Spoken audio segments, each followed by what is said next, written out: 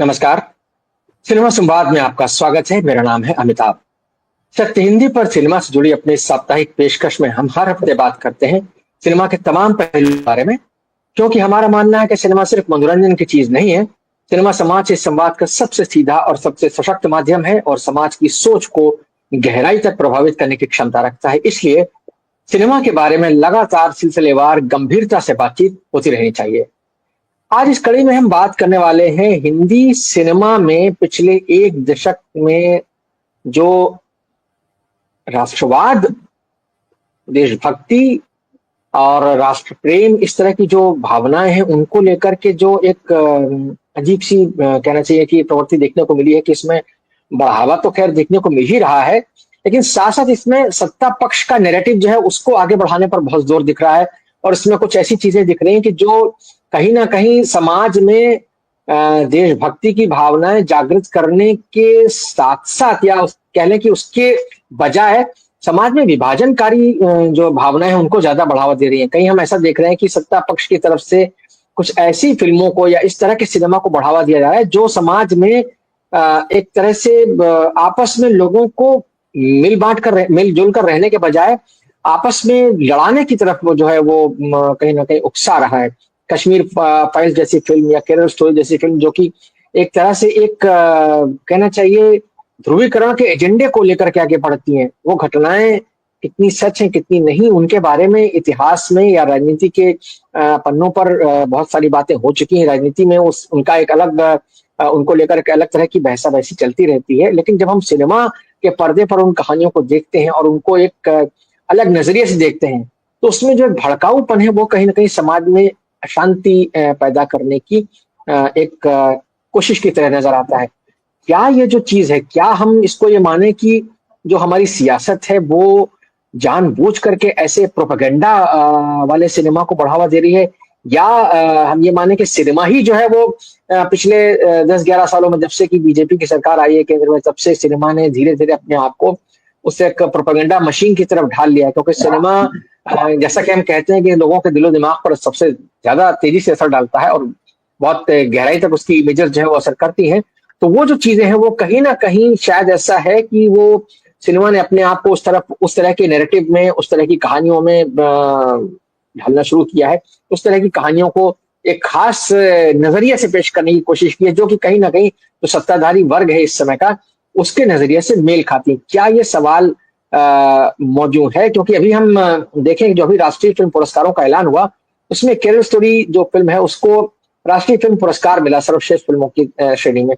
तो ये जो एक प्रवृत्ति है, एक ऐसी फिल्म जिसने की लव जिहाद की जो बात कही जाती है उसकी भावना को भड़काने वाला, उसके उसके जरिए कहीं ना कहीं हिंदू मुसलमान के एजेंडे को आगे बढ़ाने वाला काम करती है वो फिल्म। मुसलमानों के प्रति नफरत के बढ़ाने का काम करती है वो, उसकी भावना भड़काने का काम करती है वो फिल्म।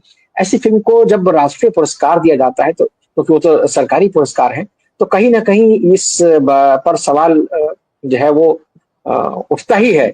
और ये बहुत जायज सवाल बनता है कि क्या सरकार की तरफ से इस तरह के प्रोपेगेंडा को बढ़ावा दिया जा रहा है जानबूझकर। तो आज हम इसी पर बात करेंगे और हमारे साथ इस पर बात करने के लिए कुछ खास लोग मौजूद हैं जिनसे मैं आपका परिचय कराता हूँ। हमारे साथ हमेशा की तरह प्रोफेसर जमील तारक साहब हैं जो कि सिनेमा के बहुत गहरे अध्येता हैं। बार बार कहते हैं कि वो कई दशकों से सिनेमा पर लगातार अध्ययन कर रहे हैं और कई सारी किताबें लिख चुके हैं, गंभीर विश्लेषण किया है उन्होंने सिनेमा की प्रवृत्तियों का।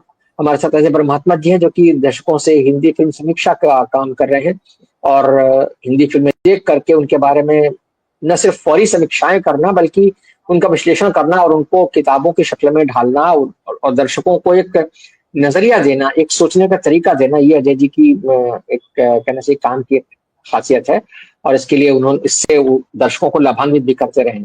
हितेंद्र पटेल साहब हैं जो कि पेशे से प्राध्यापक हैं लेकिन सिनेमा संस्कृति के सवालों पर लगातार हमारे साथ जुड़ते हैं, बहुत गहरी अंतर्दृष्टि रखते हैं और लगातार अपनी जो कहना चाहिए जो उनकी थॉट प्रोसेस है उससे हमारे जो दर्शक हैं सिनेमा के उनको लाभान्वित करते हैं। नंदिता बनर्जी जी हैं, वो भी प्राध्यापक है लेकिन संस्कृति सिनेमा के सवालों पर लगातार हमारे साथ जुड़ी रहती है। आप सबका स्वागत है। मैं अजय जी बात की शुरुआत आपसे ही करना चाहता हूँ। जैसे मैंने कहा कि केरल स्टोरी को पुरस्कार मिल जाता है सर्वश्रेष्ठ फिल्म का, उदयपुर फाइल्स नाम की एक फिल्म हम देखते हैं कि जो राजस्थान की जो घटना थी, एक जो कन्हैया लाल नाम के टेलर थे जिनको की निर्ममता पूर्वक जिनकी हत्या की गई, उस पर बनी फिल्म है। उसको लेकर के अदालत में, सेंसर बोर्ड के बीच में, सरकार के बीच में वो फिल्म जो है वो इधर उधर घूमती रही और काफी कहना चाहिए कि इधर उधर आवाजाही के बाद वो फिल्म आखिरकार रिलीज हुई है। और उस फिल्म को लेकर के भी इस तरह की बातें कही जा रही हैं कि उस फिल्म को बनाने का मकसद कहीं ना कहीं जो एक एजेंडा है, उस एजेंडे को आगे बढ़ाना है। मैं आपसे जानना चाहूंगा कि ये सवाल जो उठता है कि भाई क्या सिनेमा जो है वो सरकार की प्रोपेगेंडा मशीन बन गया है, यानी सरकारी एजेंडे की प्रोपेगेंडा मशीन बन गया है, या सरकार जो है वो जानबूझ करके इस तरह के प्रोपेगेंडा को बढ़ावा दे रही है? क्या कहेंगे आप इस बारे में? जी, आप सभी को नमस्कार। और बहुत ही मौजूद विषय आपने उठाया है, क्योंकि अभी कल ही परसों में एक और फिल्म को लेकर आपत्ति हुई है। अपने महाराष्ट्र सरकार को उन्होंने आईएनबी मिनिस्ट्री तक उसे भेजा है कि इस फिल्म को ब्लॉक किया जाए, और सीबीएफसी ने जो उसको मंजूरी दी थी वो वापस ले ली है। फिल्म का नाम है खालिद का शिवाजी। जी, और खालिद का शिवाजी। उसमें आपत्ति यह है कि खालिद नाम का एक बालक है जो स्कूल में पढ़ता है, जिसे बच्चे अफजल खान कह के संबोधित करते हैं। जिनका इतिहास से परिचय वे जानते होंगे कि अफजल खान की हत्या की थी शिवाजी ने, और क्या क्या हुआ था इतिहास में। तो वो चौंकता है कि क्यों मुझे लोग अफजल खान कहते हैं, और फिर अपनी दादी से, न या नानी है तो ग्रैंड मदर लिखा हुआ था, तो शायद दादी या नानी किसी से पूछता है, वो अपने टीचर से पूछता है, और फिर सारा इतिहास जानने की कोशिश करता है। और जब इतिहास उसे पता चलता है कि शिवाजी तो बहुत सेकुलर व्यक्ति थे, उन्होंने एक रणनीति के तहत अफजल खान की हत्या की थी, लेकिन उनकी सेना में मुस्लिम सैनिक भी थे, उनके सलाहकार मुस्लिम सैनिक थे। तो इस तरह की बातें उसके सामने आती हैं। डायरेक्टर ने साफ कहा है कि हमारी फिल्म कोई हिस्टोरिकल फिल्म नहीं है, हमारी फिल्म कहानियों पर आधारित है, और ये तय है, जिसको किसी को आपत्ति, उन्होंने 30% बताया है कि मुस्लिम सैनिक थे शिवाजी की सेना में। अब उस पर लोग कह रहे हैं कि नहीं, 30% नहीं थे, उससे कम थे। मैं कहा, संख्या ऊपर नीचे हो सकती है, मैं मानता हूँ। मैं कोई हिस्टोरिकल फिल्म नहीं बना रहा हूँ कि फैक्ट चेक करके और फिर मैं डालूँ उसमें। मैं किंवदंतियां जो है उनको लेकर के फिल्म बना रहा हूँ।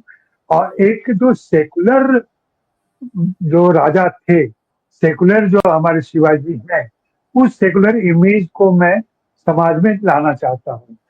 इससे सेकुलर इमेज के लाने की बात को, जो कि सच्चाई है शिवाजी के लिए, उससे हिंदुत्ववादी संगठनों को दिक्कत है, और हिंदुओं को दिक्कत है कि नहीं नहीं, वो सेकुलर नहीं थे, वो पूरे हिंदुत्ववादी थे, उन्होंने हिंदू राज्य की कल्पना की थी, और वो तमाम बातें जो हो सकती हैं इस प्रोपेगेंडा से जुड़ी हुई है, जो हम सभी जानते हैं। तो स्थितियां ये बन गई, और उसको भारत सरकार ने के पास अभी विचार के लिए चला गया। महाराष्ट्र सरकार ने तो आपत्ति कर दी है, सीबीएफसी ने भी ब्लॉक कर दिया है उसको। तो वो गाना है ना पुराना कि तुम दिन को कहो रात तो हम रात कहेंगे, जो तुमको हो पसंद वही बात कहेंगे। हाँ, बहुत पॉपुलर गाना है। लेकिन अब स्थितियां वैसी बन रही है कि सिनेमा को लेकर के जो धारणाएं हैं, सिनेमा को लेकर के जो चीजें पेश की जा रही है, उसमें सत्ता जो चाहती है, सत्तारूढ़ पार्टी जो चाहती है, और उसके जो पिछलग्गू या लग्गुए भगुए हैं, वे लोग जो चाहते हैं वही बात मानी जाएगी, उसी पर अमल किया जाएगा। वहां खालिद के शिवाजी को बैन किया जा सकता है, उदयपुर फाइल्स को रिलीज किया जा सकता है, द केरला फाइल्स को पुरस्कार दिया जा सकता है, और अभी एक नया हंगामा शुरू होने वाला है द बंगाल फाइल्स को लेकर के, जिसे विवेक अग्निहोत्री ने ही निर्देशित किया है, और वो द कश्मीर फाइल्स के बाद की कैटेगरी में आने वाली उनकी ये फिल्म है। और अभी जो पुरस्कार मिला द केरला फाइल्स को, उस पर जब मैंने आपत्ति फेसबुक और तमाम जगह शेयर की, तो वहां से ज्यूरी में जो विनोद अनुपम हमारे मित्र भी हैं, अब वे कहते हैं भाई आप लोग को ज्यूरी का सम्मान करना चाहिए। मान लिया ज्यूरी का सम्मान करना चाहिए, हर निर्णायक, लेकिन ये भी तो देखना चाहिए कि ज्यूरी कौन बना रहा है, ज्यूरी में कौन लोग हैं। अगर खूंटा ही टेढ़ा गड़ा है तो पूरी इमारत टेढ़ी होगी, और वही हाल हुआ है पुरस्कारों के वितरण में। हाँ, एक शाहरुख खान को उन्होंने पुरस्कार दे दिया है, तो कई लोग कह रहे हैं कि वो भरपाई की गई है। जो इधर पुरस्कार दिया गया उसको संतुलन करने की कोशिश की गई है। वह पुरस्कार भी ये भी निष्कर्ष निकल के आया कि चूंकि स्वदेश के लिए पुरस्कार नहीं मिला था, आशुतोष गोवारिकर इस बार वहां थे मुख्य, तो उन्होंने उसकी भरपाई की कि चलो शाहरुख खान को अवार्ड दे देते हैं। शाहरुख खान ने धन्यवाद वगैरह जाहिर कर दिया है, लेकिन सभी मानते हैं, शाहरुख के प्रशंसक भी मानते हैं, दूसरे लोग भी मानते हैं कि शाहरुख की यह फिल्म उनकी बेहतरीन फिल्म नहीं है। अगर उनको पुरस्कार देना ही था तो चक दे इंडिया के लिए दिया जा सकता था, या स्वदेश के लिए दिया जा सकता था, इवन पहली के लिए दिया जा सकता था। मुझे तो उनकी माय नेम इज दिल है खान। हिंदुस्तानी, माय नेम इज खान, मुझे उनकी फिर भी दिल है हिंदुस्तानी बहुत खूबसूरत फिल्म लगती है, बहुत जरूरी फिल्म जी लगती है, जो इस तमाम मीडिया वाद विवाद के बहुत पहले आ गई थी, शायद समय से पहले वो फिल्म आ गई थी, दर्शकों तक पहुंच नहीं पाई ठीक से। तो वास्तविकता यही है, और जिस पर मैंने, पारक साहब ने और भी बहुत सारे लोगों ने लगातार लिखा है इस पर, और जिसको तो मैंने शब्द ही दिया था, मैंने पूरा पद दिया था कि नफरत का नवाचार चल रहा है ये। तो नफरत के नवाचार में ये सारी चीजें होती रहेंगी, आगे भी होंगी।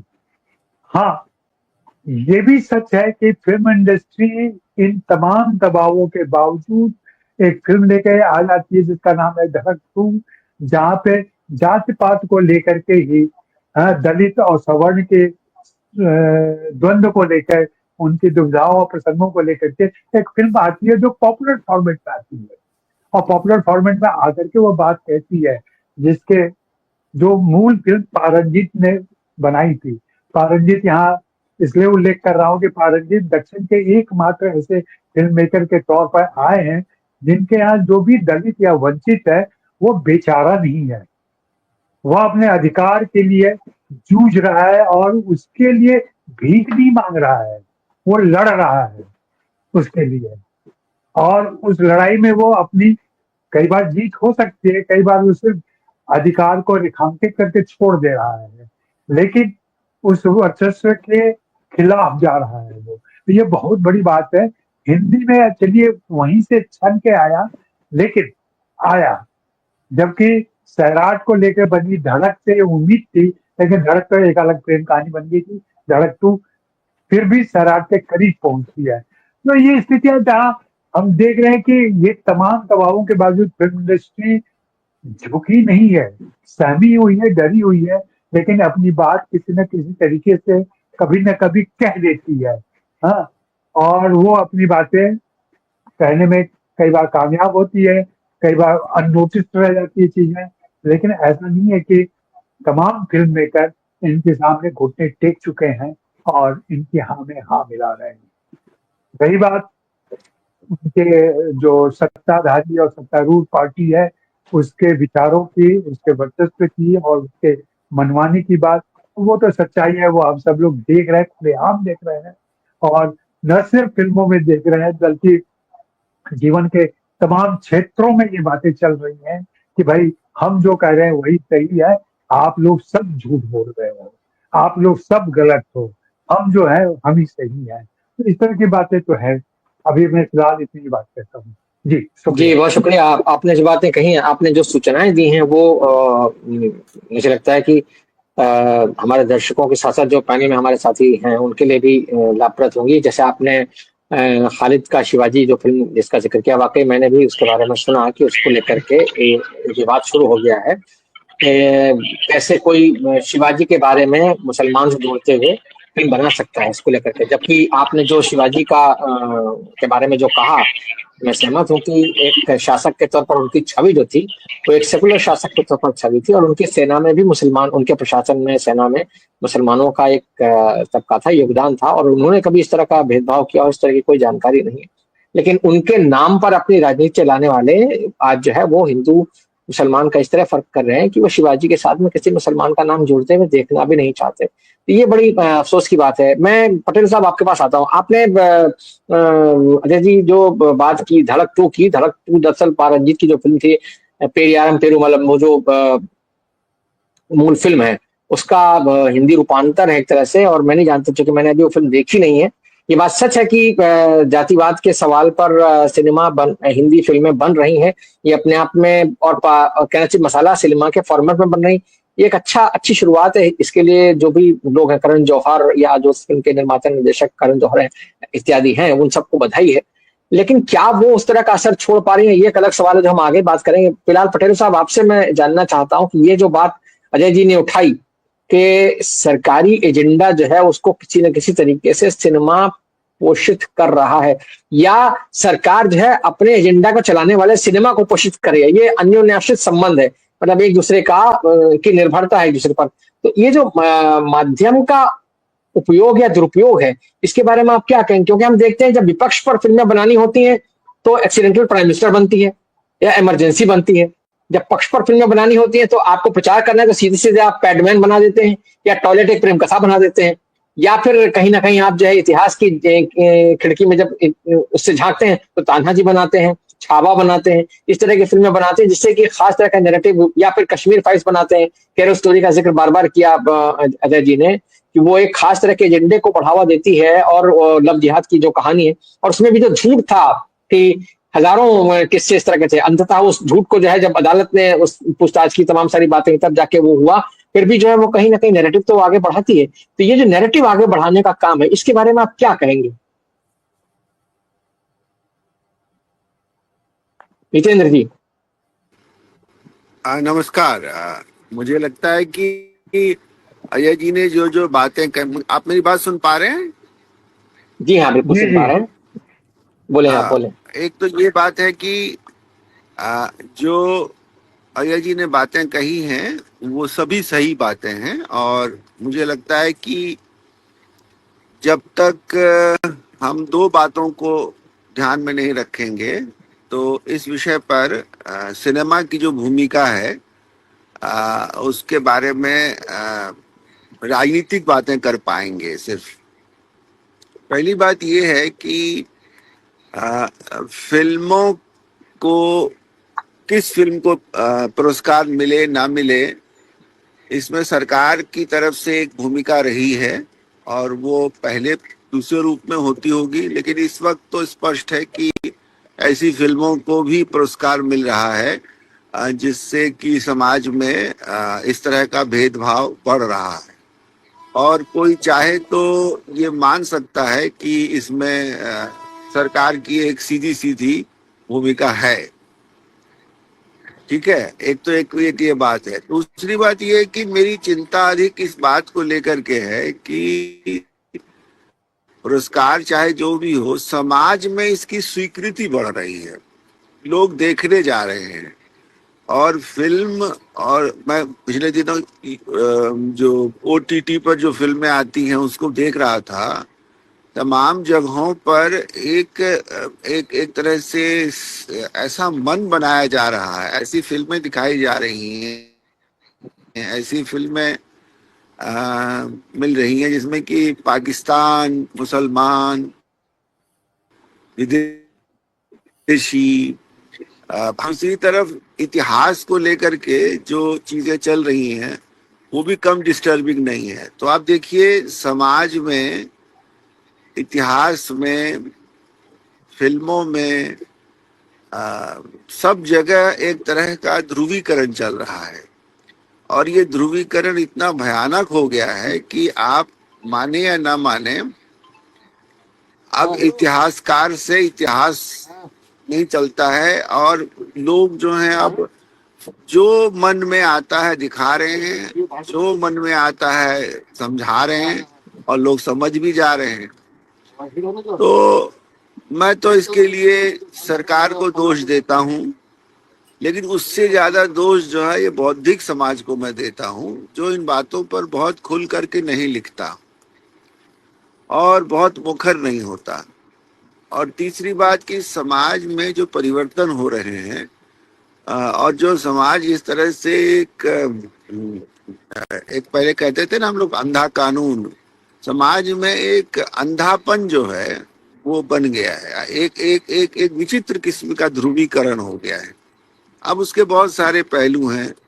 कोई कहता है कि ऐसा सच था तो दिखाने में हर्ज क्या है, अगर कोई चाहे तो इस तरह से भी दिखा सकता है, इतनी स्वतंत्रता होनी चाहिए।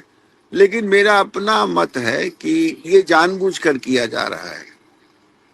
और ये जानबूझकर किया जाना खतरनाक है और इसका प्रतिवाद होना चाहिए। और प्रतिवाद करने के लिए इसकी शुरुआत समाज से ही हो सकती है। हम लोग हर स्तर पर ये जो इतिहास को लेकर के हिंदू मुसलमान का जो ध्रुवीकरण हो रहा है, इसको लेकर के मुखर हो। शिवाजी को लेकर के एक तरफा जो है ये जो बातें कही जाती हैं या मुगल के बारे में कही जाती हैं, ये सब बातें जो हैं वो पहले भी थी, लेकिन अब मेन स्ट्रीम में आ रही हैं और फिल्मों से इसको मदद मिल रही है।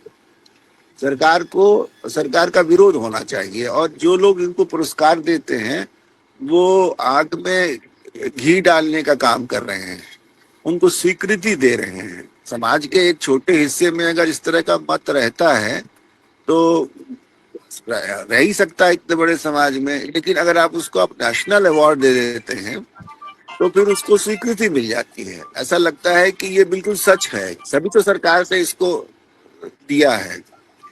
तो कुल मिलाकर स्थिति बड़ी विचित्र है और मैं निराश तो नहीं होता हूँ, लेकिन मैं इस बात को बार बार कहने की कोशिश करता हूँ कि ये कोई सिनेमा का अपना एक अलग मामला नहीं है।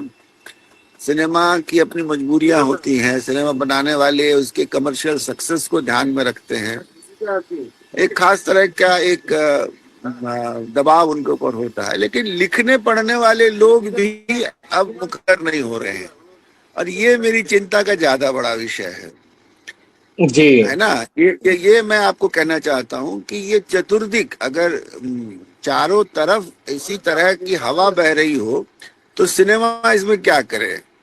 अब इसमें सिनेमा वालों को दोष देना ठीक नहीं है। सिनेमा हमारा माध्यम है, पावरफुल माध्यम है, उसका प्रभाव भी पड़ता है, लेकिन सिनेमा से समाज कम्युनलाइज नहीं हो सकता है। अगर समाज कम्युनलाइज हो रहा है तो सिनेमा भी कम्युनल रिप्रेजेंटेशन को स्वीकृति देगा।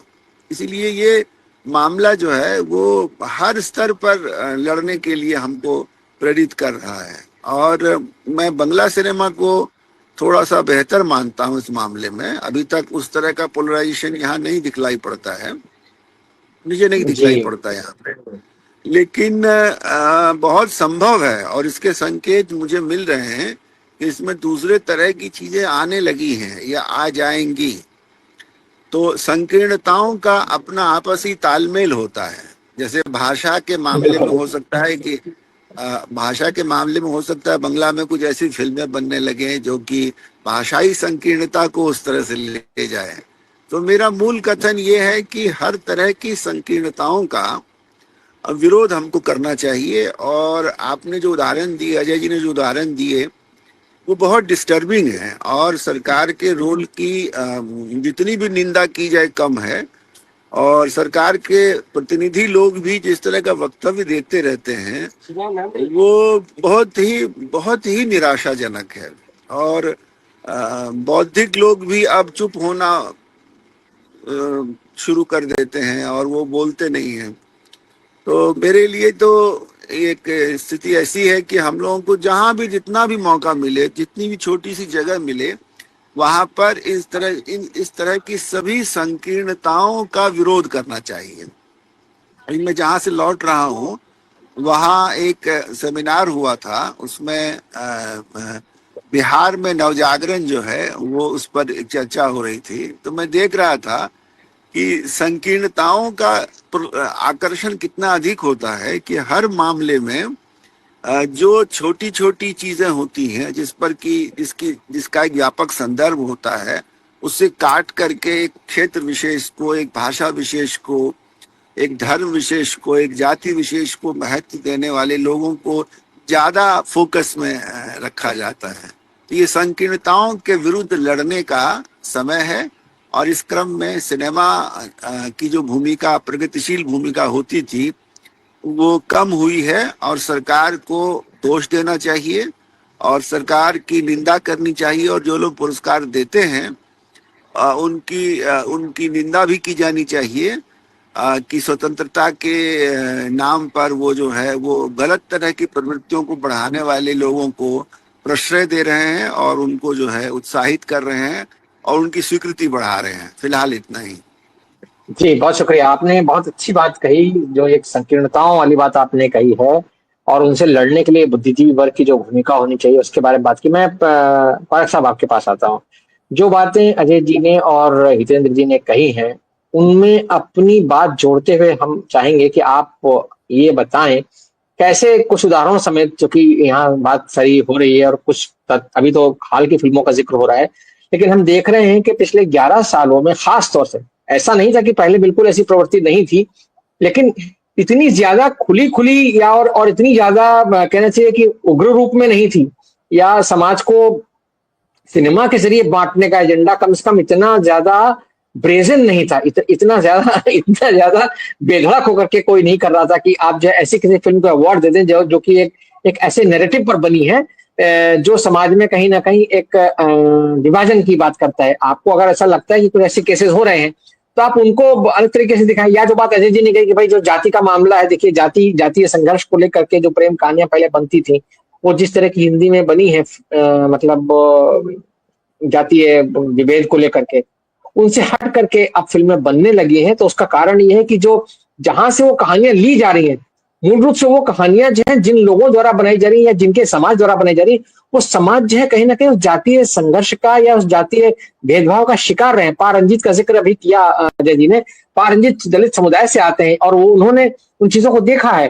तो जैसे सैराट पर बनी थी धड़क, तो सैराट की कहानी और धड़क की जो प्रस्तुतिकरण था, दोनों में जो अंतर था वो भी हमने देखा।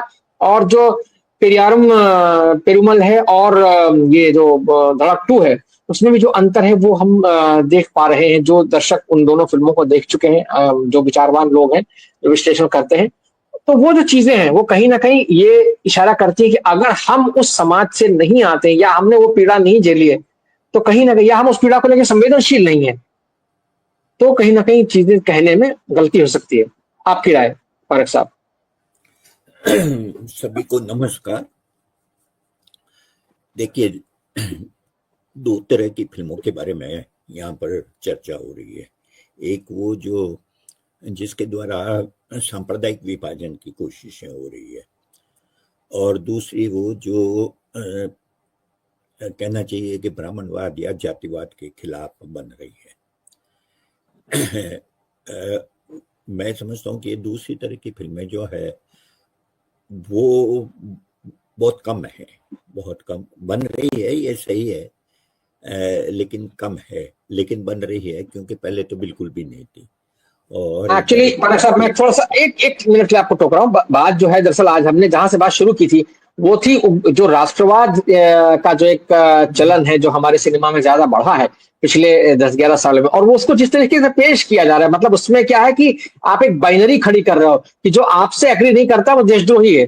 तो आप जब ऐसी फिल्में बनाते हो, चाहे और वो राष्ट्रवाद जो है सांस्कृतिक राष्ट्रवाद है, उसमें सैनिक राष्ट्रवाद है, उसमें एक जाति का मसला भी आता है, उसमें जातीय श्रेष्ठता, धार्मिक श्रेष्ठता की बात भी आती है, वो सारी बातें। इसलिए वो जो जाति वाली बात है वो भी मिलजुल करके गई। लेकिन मूल रूप से अगर हम इसको देखें तो जो एक किस्म का हमारे ऊपर राष्ट्रवादी चिंतन थोपा जा रहा है सिनेमा के जरिए, या जो बात मैं बार बार कह रहा हूं कि सरकार अपना एजेंडा सिनेमा के जरिए चल रही है, सरकार के एजेंडे पर चल रहा है दबाव के तहत या स्वेच्छा से, क्योंकि उसको लग रहा है कि भाई ये लोग सत्ता में है, पावर में, तो जो लोग पावर में उनकी पॉलिटिक्स को आगे बढ़ाने में ही हमारा फायदा है। तो इसलिए मैंने वो बात कही थी। आप जाति के सवाल पर बात कर सकते हैं, लेकिन मूल रूप से मेरी जो आज के कार्यक्रम में चिंता है वो जिस तरह का राष्ट्रवादी नैरेटिव हमारे सर पर लादा जा रहा है, और वो भी एक किस्म से छद्म राष्ट्रवाद, जिसमें कि आपको युद्ध की कहानियां सुनाई जाएंगी, इतिहास की कहानियां सुनाई जाएंगी, एक जाति को, एक धर्म को खासतौर से टारगेट करते हुए कहानी सुनाई जाएंगी कि वो लोग सब खलनायक थे और हमारे नायक हैं। जैसे अभी खालिद का शिवाजी वाली बात कही अजय जी ने, तो खालिद का शिवाजी में लड़का मुसलमान किरदार है,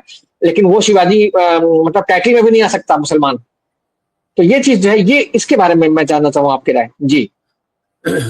अमिताभ जी, अगर आप आधा मिनट ठहरे रखते तो मैं वहां मैं नहीं, ठीक है, मैंने मैं उस अधिकता के लिए चाहता हूं, लेकिन मैंने सोचा अपनी बात को स्पष्ट कर दूं। कोई बात नहीं, आप रखें अपनी बात। मैं वहीं पहुंचता।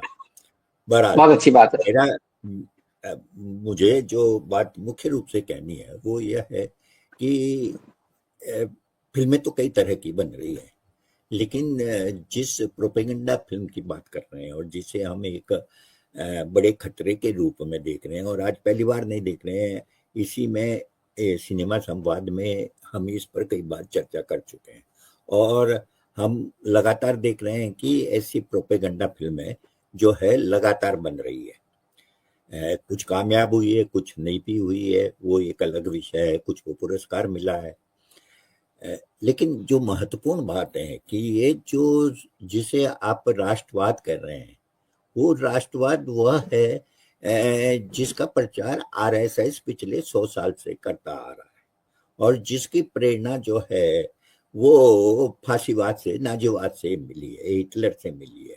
तो ये उसी तरह का राष्ट्रवाद है जिसमें किसी एक समुदाय को शत्रु के रूप में पेश किया जाता है। और आप अगर ध्यान दें तो पिछले मतलब करीबन 1.5 दशक से जो फिल्में बन रही है राष्ट्रवाद के नाम पर, वो फिल्में हिंदू मुस्लिम को केंद्र में रखकर, हिंदू मुस्लिम को केंद्र में रखकर बन रही है। चाहे वो इतिहास से कहानी ली गई हो, चाहे वर्तमान से कहानी ली गई हो, और उसमें मुस्लिम समुदाय जो है वो एक तरह से शत्रु के रूप में है। अब वो शत्रु के रूप में पाकिस्तान के रूप में भी हो सकता है, यानी कि हिंदुस्तान पाकिस्तान के बीच में जो कहना चाहिए कि संघर्ष होता है, लड़ाई होती है, तो वहां भी निशाने पर जो है वो मुसलमान ही है। तो मुसलमान को एक तरह से बना है अपने निशाने पर रखना और उनके प्रति बहुसंख्यक लोगों को यानी हिंदुओं के मन में नफरत पैदा करना, और ये नफरत जितनी ज्यादा हो उसकी वो कोशिश करते हैं। आप उदाहरण ले सकते हैं, हम कई उदाहरण, अजय ने कई उदाहरण रखे, मैं एक उदाहरण देना चाहता हूँ उदयपुर फाइल्स का। उदयपुर फाइल्स जो घटना 2022 में हुई थी, जिसमें कन्हैयालाल नाम के एक दर्जी को दो मुसलमानों ने मार दिया था, इसलिए कि नुपुर शर्मा जो बीजेपी की नेता थी उसने मोहम्मद साहब के बारे में कुछ ऐसी बातें कही थी जो नहीं कहनी चाहिए, तो वो निश्चित रूप से गलत था। लेकिन उसके लिए किसी की हत्या करना जो है वो जायज नहीं ठहराया जा सकता। और जिस समय कन्हैयालाल की हत्या की गई उसकी निंदा बहुत सारे मुस्लिम संगठनों ने भी की। उस पर फिल्म बनी उदयपुर फाइल्स।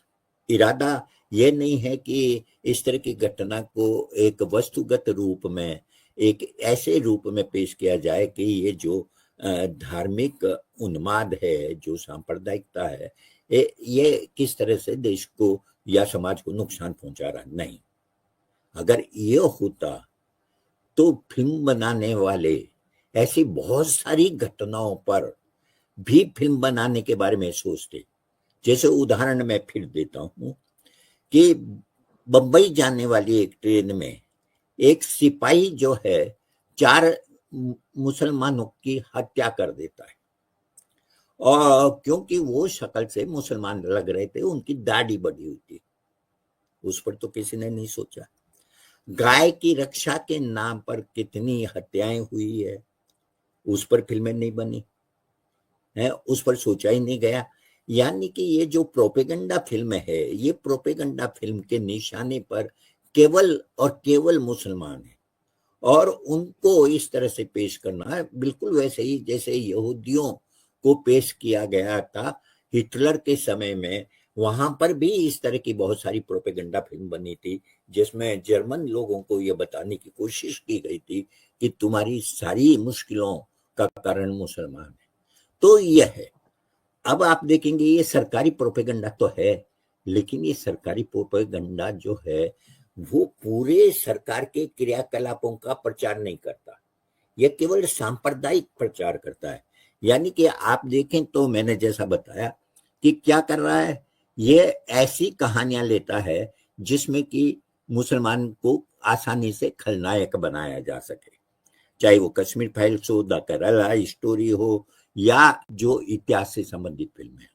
और उन सबों में और इस तरह से पेश किया जाता है जैसे कि ये जो मुसलमान थे यहाँ पर शासक के रूप में आए, ये सब विदेशी थे, आक्रमणकारी थे, क्रूर थे, बर्बर थे और सिर्फ हिंदुओं को ये हत्या करने के अलावा उनका कोई काम नहीं था। मंदिर तोड़ना, स्त्रियों का अपमान करना, एक पूरा नरेशन उनके पास है इतिहास का, जो सत्य पर आधारित नहीं है, या सत्य होगा भी तो बहुत बहुत कम। लेकिन अल्टीमेटली जो मकसद है वो उस विभाजन का है, क्योंकि उसी विभाजन के बल पर जो उनका लक्ष्य है पिछले 100 साल से, वो लक्ष्य है हिंदू राष्ट्र बनाना, एक बहुसंख्यक राष्ट्र बनाना।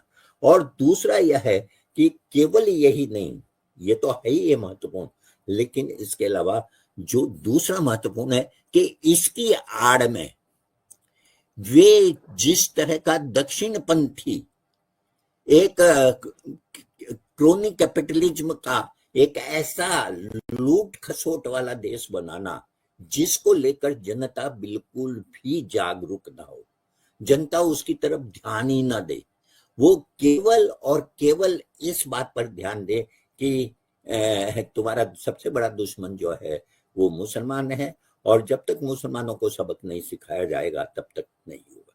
हाँ, हाशिए पर इस तरह की फिल्में बनाने वालों के हाशिए पर विरोधी दल भी होते हैं, जिसमें खास तौर पर कांग्रेस, और कांग्रेस को किस तरह से एक ऐसे पार्टी के रूप में पेश किया जाए जो कि इस उनके इस नैरेटिव को जो है मजबूत करे। और इसलिए आप देखेंगे कि अगर इंदिरा गांधी पर फिल्म बनती है तो उसमें भी इतिहास का विकृतीकरण होता है, और दूसरे और किसी भी विषय पर फिल्म बनती है जो तो उसके पीछे यही होता है।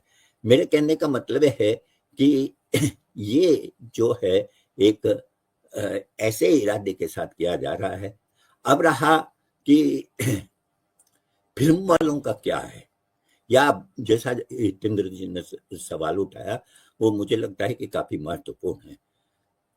दरअसल क्या है कि दो चीजें हैं, जो लोग पहले से ही उनकी ऐसे फिल्मकार, हालांकि मुझे लगता है कि बहुत कम होंगे, लेकिन कुछ फिल्मकार पहले से रहे होंगे जिनका झुकाव इस तरह की सांप्रदायिक राष्ट्रवाद की तरफ रहा होगा, और अब उन्हें पिछले 10-11 साल में या अवसर मिला है कि वो इस तरह की कहानियां लेकर आए और बनाए। कुछ ऐसे हैं जिन्हें लगता है कि हमें मतलब जैसे ये अभी जो पुरस्कार दिया गया उस पुरस्कार के जो चेयरमैन थे वो पुरस्कार समिति के वो आशुतोष गोवरीकर थे। आशुतोष गोवरीकर ने स्वदेश भी बनाई थी, लगान भी बनाई थी, और लेकिन उन्हीं के चेयरमैनशिप में द केरला स्टोरी को भी बना। कुछ प्रवृत्तियां होती है, मुझे ये लगता है कि आशुतोष गोवरीकर की 1-2 फिल्मों को छोड़ दें तो कई और फिल्मों में हमें इस तरह के एक ढुलमुलपन, एक वैचारिक ढुलमुलपन देखते हैं। लेकिन ये भी सही है कि कुछ फिल्मकार पहले से ऐसे रहे होंगे और जिन्हें अवसर मिला कि वो आरएसएस की राजनीति को फिल्मों के माध्यम से पेश करें। फिल्म जो है वो कई सारे हथियारों में से एक हथियारा है। हथियारा मतलब अस्त्र है। आप हथियार वो उच्चारण जी हाँ, इसीलिए मैंने इसको क्लियर कर दिया। हाँ, खास बात यह है कि आप अगर देखें कि हमारे पास सूचनाओं को जो भी लाता है, सूचनाओं को जो संप्रेषण करता है, जो लोगों तक मनोरंजन के माध्यम से करे, समाचारों के माध्यम से करे, शिक्षा के माध्यम से करे, उन सब के माध्यम से जो कुछ भी हमारे पास पहुंच रहा है उसको इस सांप्रदायिक राष्ट्रवाद के रंग में रंगने की कोशिश हो रही है। ये सिनेमा अकेला नहीं है और ये महत्वपूर्ण है, बल्कि सिनेमा पर उनकी निर्भरता बहुत ज्यादा नहीं है, लेकिन ये जानते हैं कि सिनेमा बहुत गहरा प्रभाव छोड़ सकती है। लेकिन आप देखेंगे एनसीईआरटी की किताबों में जिस तरह से पाठ्यक्रमों में बदलाव किया गया है वो बहुत महत्वपूर्ण है। उसे आप एकाकी रूप में नहीं देख सकते, इसी तरह से आप मीडिया को देखिए, मीडिया जिसे अब हम गोदी मीडिया कहते हैं, वास्तव में जो जिनके हाथ में मीडिया है, चाहे प्रिंट मीडिया हो चाहे टेलीविजन मीडिया हो, वो पूरी तरह से उन्होंने अपने कंट्रोल में कर रखा है और उसमें ऐसे कोई समाचार छपने से नहीं छप सकता आसानी से या नहीं आ सकता जो उनके खिलाफ जाता हो। और पूरा गोदी मीडिया अब ऑपरेशन सिंदूर के समय देख चुके हैं कि किस तरह का अंध राष्ट्रवाद, उग्र राष्ट्रवाद का प्रचार हो रहा था, बिल्कुल झूठ पर आधारित। और इसी तरह से आप देखेंगे कि शिक्षा के अंदर हायर मतलब उच्च शिक्षा के अंदर भी बदलाव हो रहे हैं। किस तरह से बदलाव हो रहे हैं? वहां के पाठ्यक्रमों में भी बदलाव किया जा रहा है। वहां पर जो वाइस चांसलर नियुक्त किए जा रहे हैं, ये ध्यान रखा जाता है कि ऐसा व्यक्ति ही अपॉइंट हो जिसका कुछ न कुछ संबंध आरएसएस से हो और या उनके प्रति जो है सहानुभूति रखने वाला या समर्थन करने वाला हो। ऐसे कई सारे हम अभी उदाहरण देख चुके हैं। तो अगर हम पूरी तस्वीर को देखें तो इस पूरी तस्वीर में एक तस्वीर है जो सिनेमा की है, वो अकेली तस्वीर नहीं है, वो अकेले प्रभाव नहीं डाल रहा है, बाकी सब भी प्रभाव डाल रहा है। लेकिन मेरा ये भी मानना, बिल्कुल आखिरी बात कह रहा हूँ, मेरा ये भी मानना है ये केवल अभी नहीं हो रहा है, इसकी एक बड़ी शुरुआत हमारे कहीं ना कहीं शिक्षा ढांचे में और हमारे कहना चाहिए कि मीडिया के पूरे प्रबंधन में और उसको जिस तरह से आगे बढ़ने का अवसर दिया गया, उन सब में ये खुद अंतर्निहित था कि जब भी सत्ता परिवर्तन होती और सांप्रदायिक राष्ट्रवादी शक्तियां सत्ता में आती तो वो उसको आसानी से अपने पक्ष में ढाल सकती थी और वही हुआ है। इसमें मैं समझता हूँ कि फिल्म जो है वो सबसे कम प्रभावित हुई है और फिल्म इसलिए सबसे कम प्रभावित हुई है। अगर ये बात सच है तो आप देखेंगे कि इतनी सारी फिल्में बनी है, उसमें 2-3 फिल्में ही बहुत कामयाब हुई है।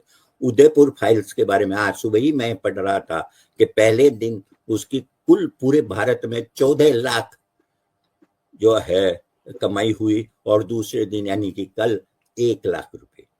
तो फिल्मों पर प्रभाव है, इस तरह की फिल्में भी बन रही है, लेकिन उससे कहीं ज्यादा भयानक जो है वो शिक्षा के ढांचे में हमारा पूरा जो मीडिया है, सोशल मीडिया, प्रिंट मीडिया और टेलीविजन मीडिया है, वो है, एजुकेशन है, ये सब चीजें भी हमें ध्यान में रखनी होगी। बहुत शुक्रिया, आपने बहुत विस्तार से बहुत सारे दृष्टिकोणों को समेटते हुए आपने महत्वपूर्ण बातें कही। नंदिता जी, मैं आपके पास आना चाहता हूँ क्योंकि जो बात पारक साहब ने कही है, अब बंगाल की बात हुई थी, बंगाली सिनेमा के बारे में हितेंद्र जी ने भी कहा कि वहां पे ऐसा प्रभाव नहीं दिख रहा है।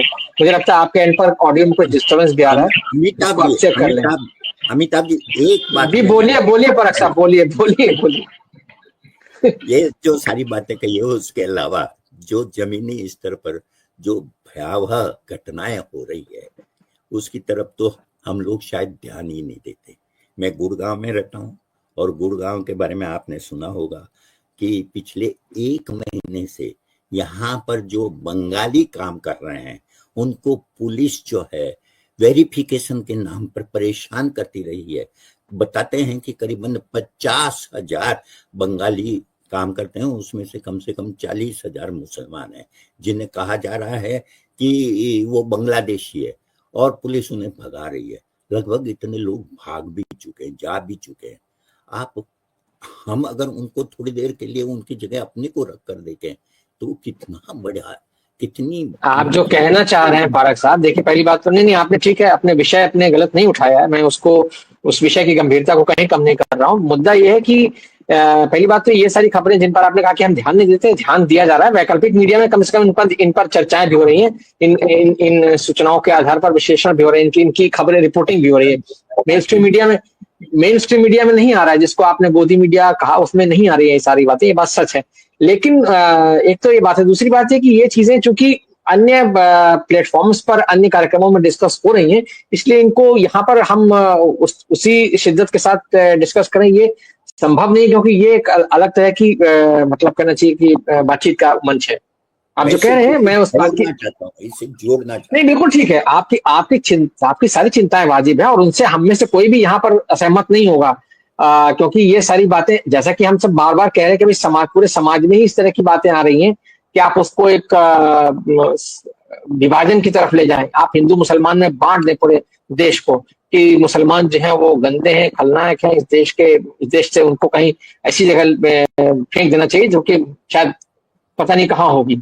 लेकिन ये कि जो भी कुछ रणनीति जी मैं आपके पास आता हूँ, क्योंकि बात आपकी तरफ मैं ले जाना चाहता था, बांग्ला सिनेमा के बारे में मैं जानना चाह रहा था कि जैसा पटेल साहब कह रहे थे कि वहां पर अभी इस तरह की प्रवृत्तियां नहीं दिखाई दे रही, लेकिन हम देख रहे हैं कि बांग्ला जो राजनीति है, खासतौर से पश्चिम बंगाल की जो राजनीति है वहां, और चूंकि परख साहब ने एक मुद्दा छेड़ दिया बांग्लादेशियों का, और बांग्लादेशियों के नाम पर जो है बांग्ला बोलने वालों को जो है परेशान किया जा रहा है। पुलिस की तरफ से जब ऐसी टिप्पणी की जाएगी वो तो बांग्ला बोल रहे थे, बांग्लादेशी भाषा बोल रहे थे, इस तरह की बातें गुड़गांव पुलिस की तरफ से आई हैं जो परख साहब कह रहे हैं। तो वो मैं ऐसे में जानना चाहूंगा कि बांग्ला सिनेमा जो है वो इस तरह की चीजों को कैसे रिएक्ट कर रहा है, और क्या आप, चूंकि वहां की राजनीति जो है वहां पर भी काफी गर्मा गर्मी हो रही है, हम देख रहे हैं वहां राजनीति भी एक दो ध्रुवी हो चुकी है, एक ममता बनर्जी की राजनीति है, दूसरी तरफ बीजेपी की राजनीति है जो मुस्लिम पक्षधरता और मुस्लिम विरोध इन दो के बीच चल रही है राजनीति। तो ऐसे में वहां का सिनेमा कैसे रिएक्ट कर रहा है, इसके बारे में आपको बताइए संक्षेप में। सिनेमा को जैसे है अमिताभ जी, अभी बंगाल में जैसे फिल्म, एक नई फिल्म आई है पुतुल नाची ऋतिक था, मानिक बंदोपाध्याय की स्टोरी पर आधारित है, सुमन मुखोपाध्याय ने बनाया है हाल ही में। तो नहीं, अभी तक तो ये फिल्में ऐसा नहीं कह सकते कि बंगाल में अभी थोड़ी मतलब कैसा है कि लोग टीएमसी के अगेंस्ट भी जाने के लिए डरते हैं, तो ऐसा नहीं है कि लोग फिल्म बना सकते हैं कि वो ज्यादा गवर्नमेंट के अगेंस्ट में बन रही है फिल्म, ऐसा नहीं है। तो फिल्म बन रही है, फिल्म लिटरेचर के बारे में बन रही है, गृह प्रवेश नई फिल्म बनी है, बहुत सारे जय बांग्लादेशी आर्टिस्ट भी यहाँ आते हैं, काम कर रहे हैं। हाँ, ये सब बातें हैं। और जैसे आपने कहा कि फिलहाल एक डिबेट मैंने सुनी कि हर एक जगह का जो भाषा है, व्रात्य बसु ने एक अपने स्टेटमेंट में कहा कि भाषाओं का वो जो अमित मालवीय का, आपको पता होगा, मालवीय को लेकर उनका एक कुछ कहना था कि कौन सी भाषा है, क्योंकि बांग्लादेशी का जो बांग्ला कैलकाटा का बांग्ला नहीं है, लेकिन हर एक जगह का, मतलब बंगाल में चाहो ये बिहार में हो या जहां पर भी हो, हर एक जगह का अलग अलग सा जो डायलेक्ट है वो इम्पोर्टेंट है यहाँ पर। तो जो इंटेलेक्चुअल क्लास है हमारे वहां, मेरे ख्याल से इनका समर्थन है इस पर, वो अभी तक कुछ न्यूट्रल भी है। और नहीं, जैसे प्रोपागेंडा सिनेमा के बारे में आज बात हो रहा है, और एक्चुअली शाहरुख खान तो बहुत डिजर्विंग है। शाहरुख खान को कैसे, जैसे जवान के लिए मिली है, लेकिन ये लाइफ टाइम अचीवमेंट कह सकते हैं इसको। शाहरुख खान या रानी मुखर्जी दोनों ही अलग अलग फिल्मों के लिए डिजर्व करते थे नेशनल अवार्ड, ये मेरा ख्याल है। तो रानी मुखर्जी का तो वो फिल्में वो भी बहुत अच्छे है, वो जो नॉर्वे जो बनी है फिल्म, जैसी भी हो उनका किरदार वो उन्होंने जैसे निभाया वो तो बहुत ही मतलब प्रशंसनीय है। तो वो ये सब बातें हैं अभी। हाँ, अभी आप कह सकते कि केरला स्टोरी जैसे फिल्म क्यों बन रही है, कि उसको क्यों मिल रही है, तो इसका रीजन भी ऑब्वियस है और हम सब इस पर अवेयर है। हमें बंगाल में अभी तक नहीं बनी है, बंगाल में ज्यादा क्रिटिसिज्म लेने की वो चर्चा मेरे ख्याल से है अभी लोगों में हो रहा है, लेकिन आर्ट में उसका जो रिफ्लेक्शन आप कह सकते हैं ऐसा अभी तक देखने का मौका नहीं मिली है। अच्छी बात है इसलिए मैं अभी फिल्म एक लव स्टोरी पर एक फिल्म मैंने देखी, सैयारी, शायद सैयारा, हाँ, तो इट्स लव स्टोरी, लेकिन मुझे यही लगा कि ऐसे माहौल में एक प्योर लव स्टोरी बन रही है, इसका भी तो कुछ, इससे भी हमें सेटिस्फेक्शन, इससे भी कुछ वो सुकून मिली है। जैसे हर वक्त हम लोग ये देश खतरे में है, हमें जी वीर जी जी चाहिए, बातचीत कहीं और चली जा रही है जी जी जी तो वो एक बात है जो मुझे लगता है कि अच्छी। और जागृति बंदोपाध्याय ने बहुत अच्छा एक आर्टिकल भी लिखी है इसके ऊपर। तो बंगाल के जो इंटेलेक्चुअल्स है वो अवेयर है सिचुएशन के ऊपर। हाँ, लेकिन फिल्म में प्रोपेगेंडा सिनेमा अभी प्रोपेगेंडा सिनेमा का वो ट्रेडिशन अभी तक नहीं बनी है बंगाल में, बहुत कम है, बहुत ही कम। धन्यवाद धन्यवाद नंदिता जी, धन्यवाद आपकी राय के लिए, धन्यवाद जी, शुक्रिया शुक्रिया जी जी, थैंक यू। बस वापस आता हूँ अंतिम राउंड में हम लोग, हम चाहेंगे बहुत संक्षेप में ये जो बात हितेंद्र जी ने एक बड़ी गंभीर और बहुत जरूरी बात कही थी कि जो बुद्धिजीवी वर्ग है उसका जो जिस तरह से इंटरवेंशन होना चाहिए उस तरह से नहीं हो रहा। तो सिनेमा में जो बुद्धिजीवी वर्ग है, जैसा कि यहाँ पर बात पराग साहब ने भी कही और आपने भी कही, जो सिनेमा बन रहा है इस तरह का प्रोपेगेंडा सिनेमा, उसको बहुत व्यापक स्वीकृति मिल रही हो ऐसा नहीं हो रहा है, चाहे वो फिल्म इंडस्ट्री के भीतर हो या जो दर्शक वर्ग है उसके भीतर भी, लेकिन कहीं ना कहीं उसका प्रभाव तो पड़ ही रहा है। जैसे कि हम देखते हैं कि भाई एक फाइल शुरू होती है, ताशकंद फाइल से सिलसिला शुरू हुआ था, फिर वो कश्मीर फाइल्स पर गया और अब बंगाल फाइल्स बन रही है, आप ही ने सूचना दी। इस बीच में केरल स्टोरी आ जाती है तो उसका भी मतलब उदयपुर फाइल्स बन चुकी है। तो ये जो एक कहना चाहिए कि सिलसिला चल पड़ता है। क्या आपको इंडस्ट्री की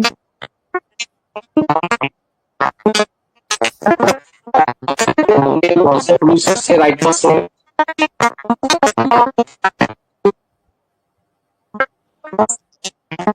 खालिद काशिवादी वाली बात बताई, तो ये अपने आप में बहुत इंपॉर्टेंट बात है कि एक निर्माता के पूरे जो उसकी सोच है उसको सरकार जी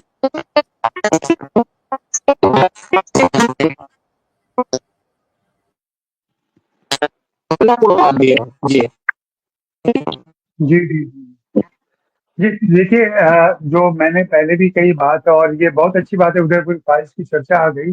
मैंने अभी बुक माई शो पे देखा कि उदयपुर फाइल्स कितनी जगह दिखाई जा रही है, तो ये खुशी की भी बात हो सकती है। और ये भी दिख सकता है जो हितेन जी चिंता कर रहे थे स्वीकृति की, तो उदयपुर फाइल्स को सिर्फ 2 शो मिले हैं, पूरे बम्बई में सिर्फ 2 शो मिले हैं, 2 स्क्रीन भी नहीं है, 2 शो हैं केवल।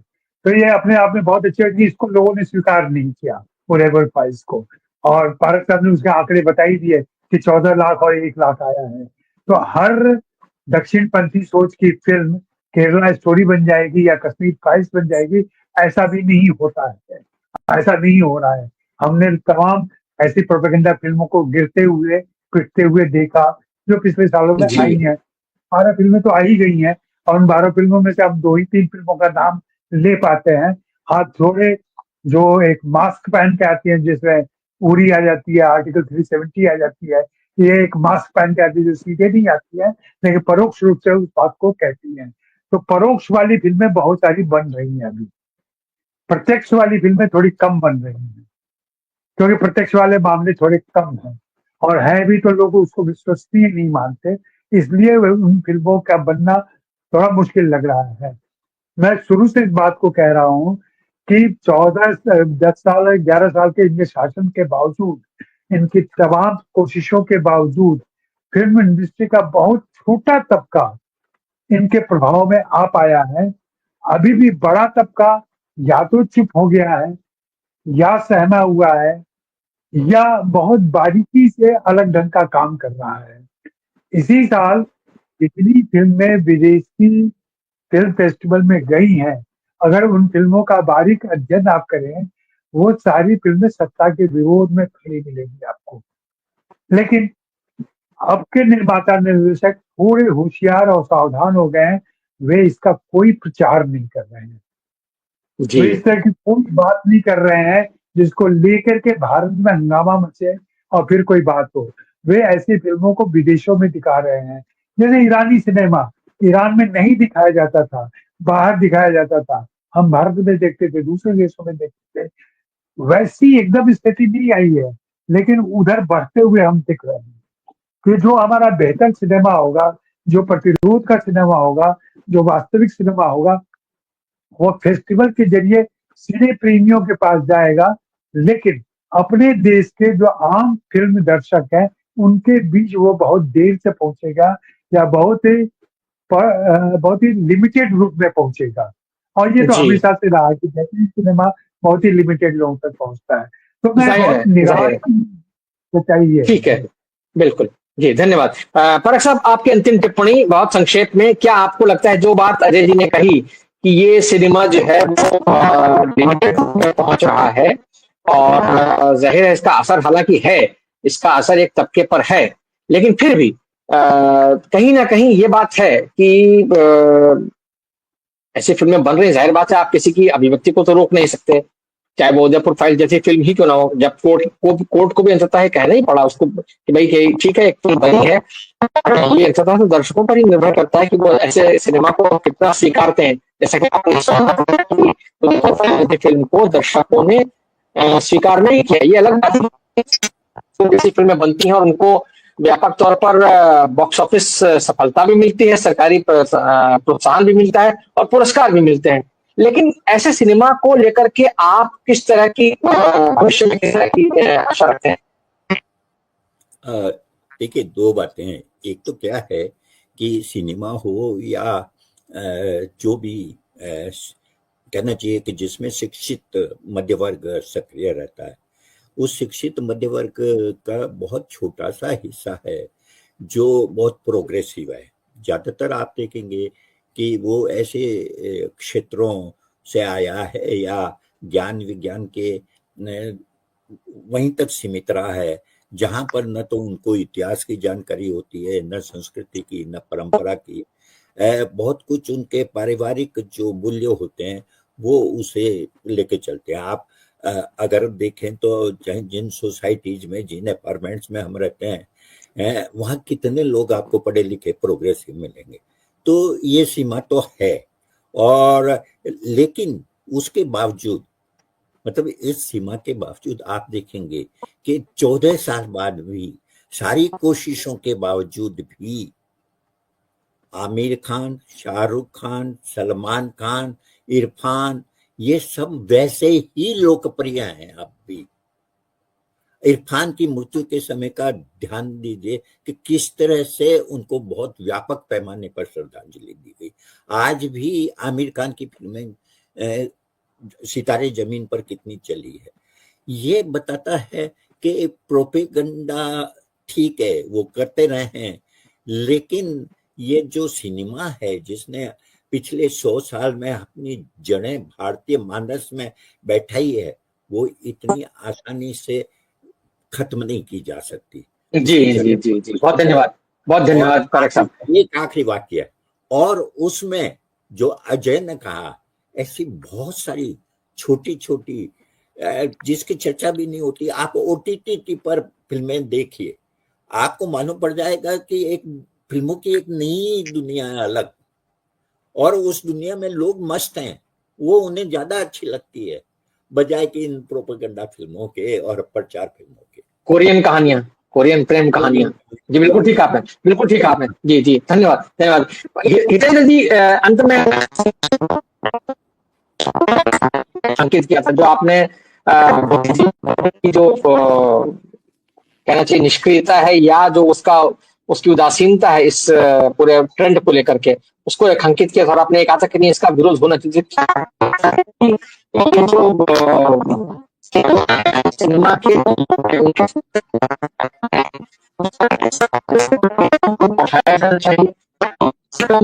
दर्शक, जी हाँ, तो कहीं ना कहीं कुछ इस तरह की बातचीत हो। जी जी, दो बातें कहना चाहता हूँ कि एक तो ये कि सेंसरशिप हो या दबाव हो, वो जितना भी हो, अंग्रेजों के जमाने से तो जैसा तो नहीं है, फिर भी उस जमाने में हम लोग प्रोटेस्ट करते थे, लिखते थे और उसका प्रभाव भी पड़ता था। अब वो नहीं पड़ता है, तो उस पर सोचना चाहिए कि कैसे किया जाना चाहिए, और हो सकता है, बहुत आसानी से हो सकता है। एक बात जो मैं इस बातचीत में रखना चाहता हूँ कि भले ही ये फिल्में सफल ना हो रही हों, जिसको प्रोपेगेंडा फिल्म कहें या सांप्रदायिक फिल्में कहें, इसके बहाने कुछ लोग जो हैं उनकी फिल्में नहीं चलती हैं, लेकिन वो लोग बहुत पावरफुल हो जाते हैं, MP हो जाते हैं और उनका एक रुतबा बन जाता है। तो ऐसे रुतबेदार लोग जो असफल फिल्मों के द्वारा भी महत्वपूर्ण हो रहे हैं, उनको संदिग्ध बनाए रखने के लिए, उनको संदिग्ध बताने का जिम्मा नहीं साहब, आपको छोड़कर किसी बाकी किसी के से आवाज आ रही है, मुझे लगता है नहीं ठीक है, मतलब मेरी वो बात आ गई है कि जो लोग सफल नहीं हैं, दर्शकों द्वारा स्वीकृत नहीं हैं, उसके बावजूद अगर पावरफुल हो रहे हैं और पावरफुल बनाए जा रहे हैं, तो इसका मतलब है कि ये खतरनाक बात है और उन लोगों को महत्व नहीं मिलना चाहिए, ये कहना चाहिए। यहाँ पर बुद्धिजीवी की भूमिका होती है। बहुत शुक्रिया आपने जो बात कही है सर से, हाँ बहुत शुक्रिया। और ये चर्चा जो है ये बहुत महत्वपूर्ण विषय आज हमने इस पर बातचीत की कि किस तरह से जो प्रोपेगेंडा सिनेमा वो हमारे समाज को प्रभावित कर रहा है और किस हद तक प्रभावित कर रहा है। ये बात अलग है कि उसकी बहुत ज्यादा स्वीकृति नहीं है, लेकिन फिर भी जहां स्वीकृति है और जिसको लेकर के दर्शकों में अचानक प्रतिक्रिया दिखाई देती है, जैसा हमने कश्मीर फाइल्स और केरला स्टोरी के समय में देखा, तो कहीं ना कहीं वो एक खतरनाक प्रवृत्ति की तरफ इशारा करता है। और जहां तक संभव हो इस तरह की प्रवृत्ति का निषेध किया जाना चाहिए। समाज के हर कहना चाहिए कि जो भी संवेदनशील तबका है, जो संवेदनशील लोग, उनकी तरफ से बहुत धन्यवाद इस बातचीत के लिए आप सबका। और दर्शकों का भी शुक्रिया कि उन्होंने बहुत सब्र के साथ इसको देखा सुना। हम फिर किसी नए विषय के साथ हाजिर होंगे, तब तक के लिए